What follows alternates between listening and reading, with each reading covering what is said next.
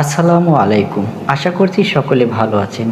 সকলের সুস্থতা কামনা করে আরেকটি নতুন টিপসমূলক ভিডিওতে স্বাগতম। এই ভিডিও থেকে পাবেন অনেক মূল্যবান তথ্য, তাই ভিডিও শুরু থেকে শেষ পর্যন্ত থাকবেন আশা করছি। সকালে উঠেই চিবিয়ে খেতে পারেন 2 থেকে 3টি পাতা। হজম বাড়ানো, রক্তে সুগার নিয়ন্ত্রণ সহ মিলবে যেসব উপকার, চলুন জেনে নেই। সকালের শুরুটা কী দিয়ে হচ্ছে তার উপর অনেকটাই নির্ভর করে দিনের খাবার, জীবনযাপনের অভ্যাস। কেউ ঘুম থেকে উঠেই চা বা কফি পান করেন, আবার কেউ শুরু করেন মশলা মেশানো পানি দিয়ে। স্বাস্থ্য সচেতনতার বারবারান্তরের সঙ্গে পুরনো অনেক ঘরোয়া অভ্যাস ও নতুন করে জনপ্রিয় হচ্ছে। এর মধ্যে অন্যতম হলো সকালে খালি পেটে কয়েকটি তুলসী পাতা চিবিয়ে খাওয়া। বাড়ির টবে থাকা পরিচিত এই গাছটি শুধু ধর্মীয় আচারেই ব্যবহৃত হয় না, ভারতীয় ঐতিহ্যবাহী স্বাস্থ্য চর্চায় তুলসীর দীর্ঘ ইতিহাস রয়েছে। তুলসী পাতার ইউজেনল, রোজমেরিনিক অ্যাসিড ও উরসলিক অ্যাসিডের মতো বিভিন্ন উদ্ভিজ যৌগ রয়েছে। এগুলো অ্যান্টিঅক্সিডেন্ট ও অন্যান্য সম্ভাব্য উপকারিতা নিয়ে গবেষণা করা হয়েছে। তবে তুলসীর স্বাস্থ্যগুণ নিয়ে অনেক গবেষণাই এখনও প্রাথমিক পর্যায়ে, আবার বেশ কিছু গবেষণায় সরাসরি পাতা নয়, তুলসীর নির্যাস ব্যবহার করা হয়েছে। তাই কয়েকটি তুলসী পাতা খেলেই কোনো নির্দিষ্ট রোগ প্রতিরোধ বা নিরাময় হবে এমন দাবি করা ঠিক নয়। চলুন যেসব উপকার মিলতে পারে। মানসিক চাপ কমাতে সহায়তা করে।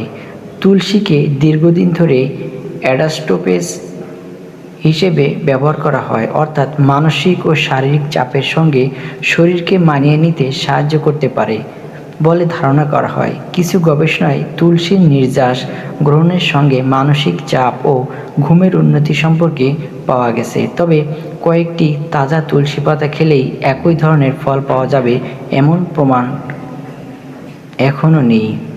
অ্যান্টিঅক্সিডেন্ট ও জীবাণুরোধী গুণ রয়েছে। তুলসীর পাতায় থাকা বিভিন্ন উদ্ভিজ যৌগের অ্যান্টিঅক্সিডেন্ট ও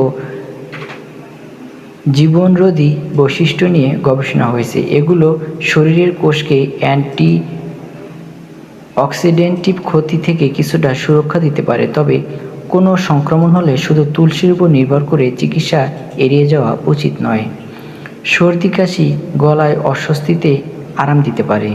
সর্দি কাশি বা গলায় অস্বস্তি হলে তুলসী দিয়ে তৈরি গরম পানি খাওয়ার প্রচলন বহু পুরানো। তুলসীর কিছু উপাদান প্রদাহনাশক ও জীবাণুরোধী বৈশিষ্ট্য নিয়ে গবেষণা হয়েছে, ফলে সামান্য গলা ও শ্বাসনালীর অস্বস্তিতে কিছু ত্রুটি আরাম দিতে পারে। তবে শ্বাসকষ্ট, দীর্ঘস্থায়ী কাশি বা জ্বর হলে চিকিৎসকের পরামর্শ নেওয়া জরুরি।